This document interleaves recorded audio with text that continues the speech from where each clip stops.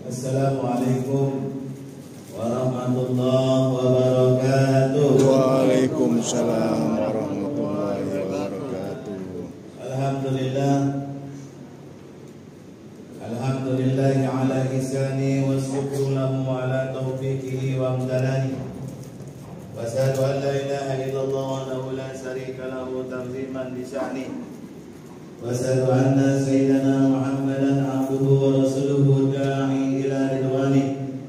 Allahumma shalli wa sallim wa barik wa karim wa azim sayyidina wa nabiyyina Muhammadin wa ala alihi wa sahbihi wa man tabi'ahum bi ihsanin ila yaumiddin. Subhanaka la ilma lana illa ma 'allamtana innaka antal alimul hakim. Rabbi ishrah li sadri wa yassir li amri wahlul 'uqdatam min lisani yafqahu qawli. Rabbi zidni ilma warzuqni fahman alayya sadaqallahul azim wa sadaqallahul karim walhamdulillahi rabbil alamin. Bapak, ibu-ibu, para jemaah salat Isya dan tarawih yang selalu senantiasa dalam naungan rahmat dan maghfirahnya Allah Subhanahu wa taala. Syukur alhamdulillah, semua alhamdulillah. Terasa kita sudah menginjak malam yang 9 di bulan suci Ramadan. Mudah-mudahan kita selalu senantiasa diberikan oleh Allah Subhanahu wa taala kesehatan zahiran wal batinan. Warga kita, orang tua kita, anak-anak kita, istri kita, suami kita, sehingga kelak kita sampai menyelesaikan perjalanan bulan suci Ramadan dalam keadaan sehat walafiat, dan kita dapat berkumpul kembali ke akhirnya nanti di hari-hari yang fitri, hari yang kita nanti-nanti. Amin ya rabbal alamin. Bapak-bapak, ibu, mungkin saya memberitahu kalau ada yang belum sholat sunat ba'da isya, sholat sunat ba'da isya. Kenapa saya memberitahu hal ini? Karena ini penting. Terkadang kita melupakan rawatib yang fardu kita kerjakan, tapi kita mendahulukan yang sunnah. Karena kalau nak hitung fadilah, kalau Imam Tirmidzi itu mengatakan wa aqtimal ba'datil sholat al-isya wal fitri min salasatin. Di antaranya ada perkara 5 perkara yang harus kita kerjakan, terutama harus mengerjakan rawatibnya dulu. Karena sholat ba'da isya itu penting untuk menyempurnakan sholat fardu wajib sholat isya. Kalau kita tak sholat sunat ba'da isya, tapi kita sholat sunat tarawih, maka padilahnya sia-sia. Kenapa? Kalau nak itu padilahnya lebih besar padilah sholat ba'datul isya daripada sholat sunat tarawih. Ini penting supaya kita sama berlagi dalam talabul ilmu. Bapak Ibu para jemaah rahimakumullah, kita berbicara tentang di antaranya tema kita hari ini, bagaimana hukum wanita perempuan berhijab tapi dia masih berpuasa, ataupun orang yang tidak berhijab tapi melaksanakan puasa.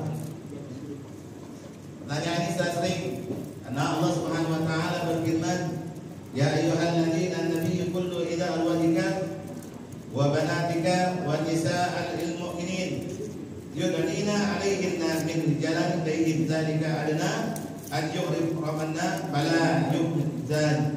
Di antaranya wa kana Allahu ghafuran rahima.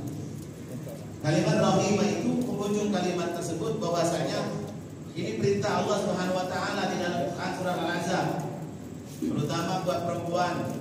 Karena penting ditegaskan dulu. Karena wahai Nabi Muhammad, kata Allah, sesungguhnya katakanlah kepada istri-istrimu, anak-anakmu perempuan dan istri-istrimu orang mukmin supaya mereka mengulurkan jilbabnya, ataupun bahasa kita melandungkan, menurunkan sampai ke bawah. Tapi jilbabnya jilbab dalam kata yang syar'i, dan agar mereka lebih mudah untuk dikenali sehingga mereka tidak diganggu, dan Allah Maha Pengampun lagi Maha Penyayang. Kalau kita makanya kalau kita pakai syar'i, ini perintah Allah. Kalau tentang masalah beragama, masalah berpuasa, bab berjilbab. Kalau tentang puasa, beragama ini tidak semata-matanya sempurna. Bapak Ibu, pada akhir ini kita ketahui ibadah ini tidak semuanya sempurna. Kenapa disebut seperti itu? Ada orang yang tidak berjilbab masih melakukan puasa Ramadan, dan juga ada orang yang berjilbab tapi mereka tidak melaksanakan puasa Ramadan, tapi mereka bersolat. Ya, Ada yang tidak berjilbab, buka aurat tapi dia melaksanakan puasa Ramadan. Ada yang membuka jilbab atau tidak membuka aurat tapi mereka melaksanakan ibadah sholat. Tambah tanda kutip, justru kita dengan makhluknya Allah dan umatnya Rasulullah SAW mengambil kasih dan sayang. Karena Nabi Rasulullah SAW mengatakan bersyukur mereka tidak berjilbab tapi mereka berpuasa. Bersyukur mereka tidak berjilbab tapi mereka sholat. Kalau nak mengambil tanda kutip untuk membanding-bandingkan agama, jangan dibanding-bandingkan. Masih mendingan orang berjilbab katanya, tapi dia tak puasa. Masih mending orang yang berjilbab tapi dia tak sholat. Maka daripada itu agama jangan dibanding-bandingkan. Karena agama ibadah ini belum tentu sempurna. Kita nak mencari kesempurnaan itu susah. Ya, karena kalau yang sempurna maha sempurna itu basarul lakal basar, hanya baginda Rasulullah Sallallahu Alaihi Wasallam. Maka bersyukur kita, masya Allah, mereka tidak berjilbab tapi mereka berpuasa.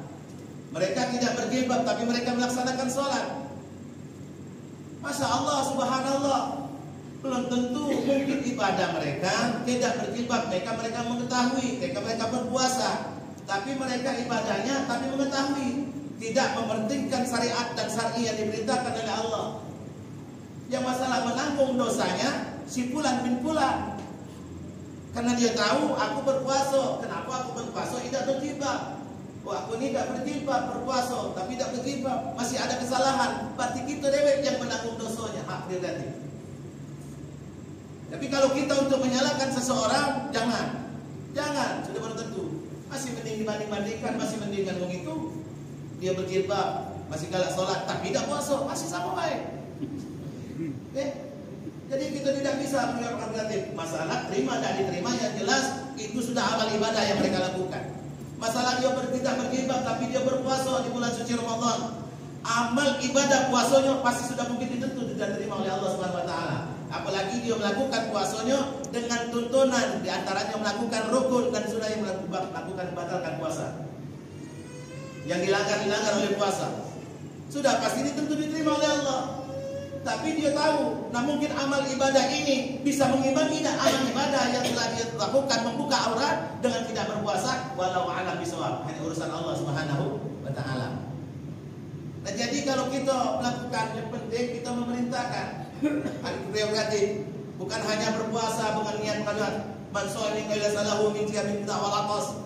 Orang berpuasa bukan perkara iman itu saja yang kita lakukan. Ya, kata Rasulullah SAW, man farama atam min Ramadan khamsun wa atam min al-atar.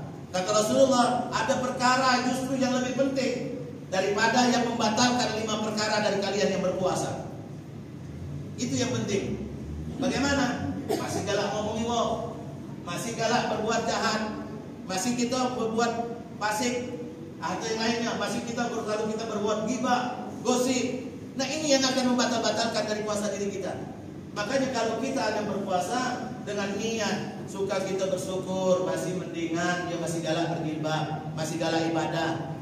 Ada kadang-kadang dia tidak sholat tapi dia masih membuka aurat. Mungkin tak kalah satu kita di pojok, satu mungkin berjalanan di masjid ataupun di musola. Suatu ketika mungkin kita lihat tiba-tiba ada perempuan pakai rok mini, tiba-tiba keluar dari masjid. Berarti dia masih sholat, melakukan ibadahnya. Bukan kita singgungi, betino itu masjid baik, sembahyang baik, masih rok pendek. Tidak usah. Justru kita berlaku umatnya Nabi Muhammad Rasulullah SAW mendoakan dengan hasil ibadahnya, dengan dia beribadah. Semoga Allah buka setelah dia beribadah dari masjid ini, membuka dan akhirnya dia memakai jilbab.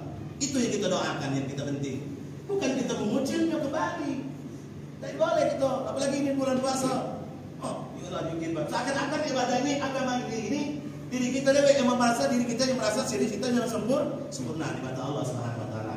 Nauzubillah subhanahu. Maka daripada itu Bapak Ibu jemaah rahimahumullah, kalau lagi dia niatnya untuk berpuasa, lagi itu prerogatif yang membatalkan diri mereka puasa, justru mereka yang melaksanakannya.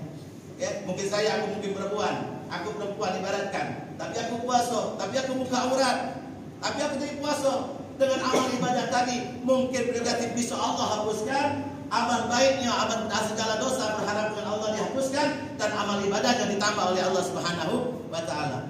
Tapi kita bersujud selaku seorang muslim, berusaha berbuat baik, berurusan, jangan berurusankan sama satu sama lainnya. Mungkin ini saja dengan niat dan tujuan kita berjilbab atau tidak muslim, yang jelas ini perintah dari Allah Subhanahu wa taala melakukan syariat. Justru itulah bila kita pribadi, mungkin kita ada anak kita, keluarga kita, buat diri pribadi, kita ajak mereka untuk menutup pakaiannya dengan pakaian syar'i, yaitu dengan berjilbab yang bahasa kita yang gobor, ya, bukan berjilbab dengan yang ketat, ya. Kita kadang-kadang masih berjilbab, mahamnya ibu-ibu, makin berjilbab tapi akbarnya masih kemana-mana, ya. Ini berusaha akidah, ya. Ujuk kita tadi lanang, masih rusak pula. Makanya jangan sampai membuka aurat yang bukan tak kalah pentingnya. Beritahu kepada anak-anak kita, semoga diri kita tergolong orang-orang yang dilindungi oleh Allah dan tergolong masuk daripada sebagian daripada hambanya baginda dan pengikutnya baginda Rasulullah SAW. Wa minkum min jami'an, hadanallahu wa iyyakum ajma'in. Wassalamualaikum warahmatullahi taala